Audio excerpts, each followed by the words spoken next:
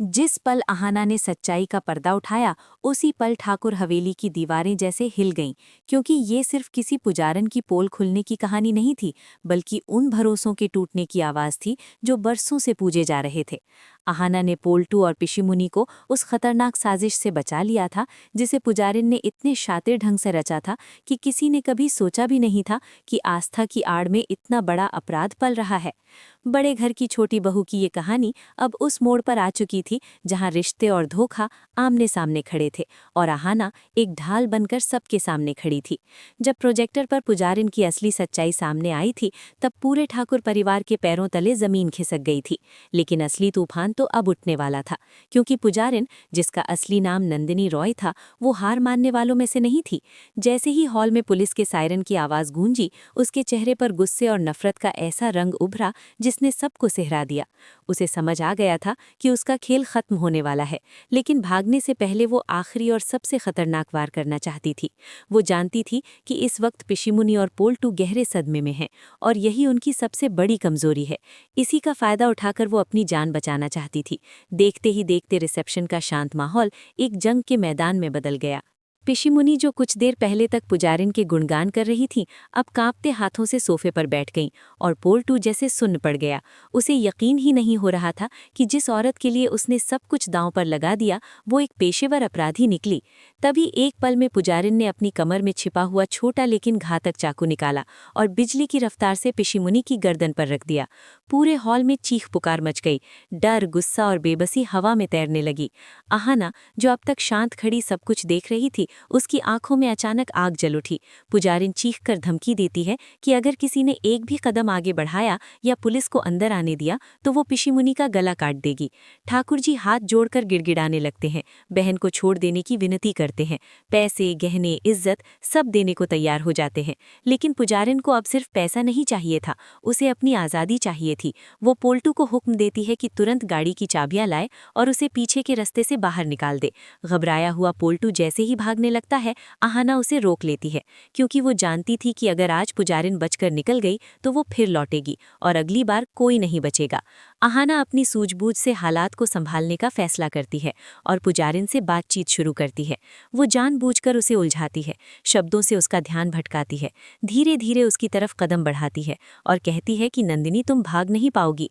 Police ने पूरे इलाके को घेर लिया है। पिशिमुनी को नुकसान पहुंचाकर तुम अपनी सजा और बढ़ा लोगी। पुजारिन गुस्से में उसे चुप रहने को कहती है और ठीक उसी पल अहाना की नज़र ऊपर झूल रहे भारी झूमर की रस्सी पर पड़ती है। उसे समझ आ जाता है कि अब क्या करना है। वो आंखों ही आंखों में पोल्टू को इशारा करती है कि पीछे से पिशिमुनी को संभालने की कोशिश करे। तभी अहाना जानबूझकर पास पड़ा एक पीतल का फूलदान जोर से फर्श पर पटक देती है। तेज आवाज से पुजारिन एक सेकंड के लिए चौंक जाती है। उसकी पकड़ ढीली पड़ती है और वही एक सेकंड सब कुछ बदल देता है। अहाना छलांग लगाकर पुजारिन का हाथ मरोड़ देती है और पिशिमुनी को अपनी ओर खींच लेती है। पोल्टू तुरंत उन्हें संभालकर दूर ले जाता है। अब अहाना और पुजारिन आमने सामने थी, नफरत और हिम्मत की सीधी टक्कर।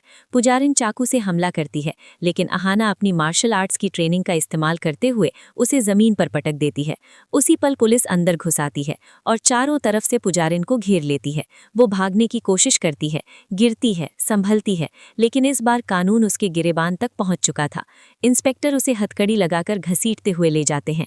जाते जाते पुजारिन अहाना को नफरत भरी नजरों से देखती है और कहती है कि आज तुम जीत गई, लेकिन ठाकुर परिवार का विनाश शुरू हो चुका है। उसके जाने के बाद पिशिमुनी फूट फूट कर रोने लगती हैं। पछतावे में अहाना के पैरों में गिर जाती हैं। कहती हैं कि उन्होंने हमेशा उसे पराया समझा, अपमानित किया, लेकिन आज उसी बहू ने उनकी जान बचाई और घर की इज्जत बचा ली।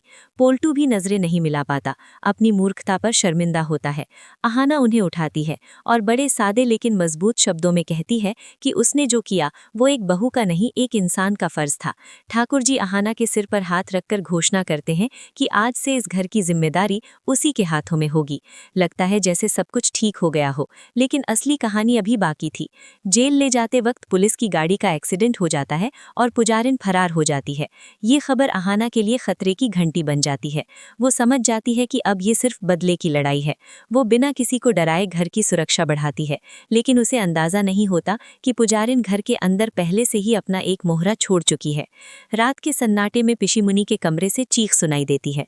वे बेसुध पड़ी होती हैं, हाथ में एक पुराना फटा लिफाफा जिसमें एक तस्वीर होती है, ठाकुर खानदान के सबसे बड़े और काले राज की तस्वीर।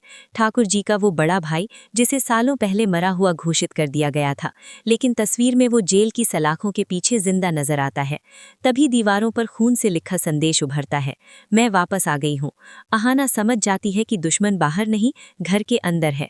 स्टोर रूम में कागजात जलाए जा चुके हैं। पुजारिन अंधेरे में हमला करती है, कान में फुसफुसाती है कि इस घर की बर्बादी एक ऐसे राज में छुपी है जिसे सिर्फ वही जानती है। अगली सुबह पिशीमुनी सच बताती है कि पुजारिन उसी बड़े भाई की नाजायज बेटी है जो अपने पिता का हक और बदला लेने आई है। अहाना एक धर्म संकट में फंस जाती है, कानून और इंसानियत के बीच, और यहीं से कहानी एक नए मोड़ की ओर बढ़ती है, क्योंकि ये सिर्फ बदले की कहानी नहीं बल्कि उस सच की कहानी है जो अगर समय पर सामने ना आए तो पीढ़ियों को जला देता है।